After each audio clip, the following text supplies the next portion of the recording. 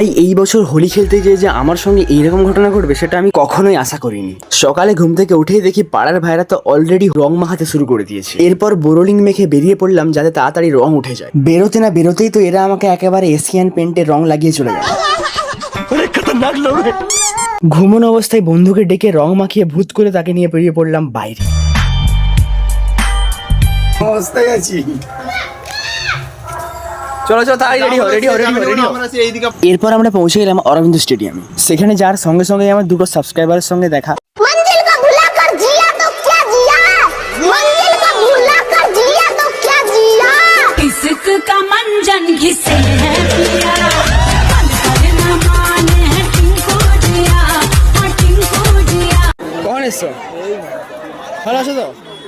এরপরে গেলাম আমরা সেলফি পয়েন্টে কিছু সেলফি তোলার জন্য, কিন্তু সেখানে গিয়ে দেখি তো প্রচুর পরিমাণে ভিড়, প্রায় রেশনের লাইনের মতো। আমরাও যে অরবিন্দ স্টেডিয়ামে এসেছিলাম এর একটা প্রমাণ হিসেবে ছবিটা রেখে চলে গেলাম আমরা সাগরপুরে। এখানে জল দেওয়ার একটাই কারণ, কাদায় গড়ানো হবে।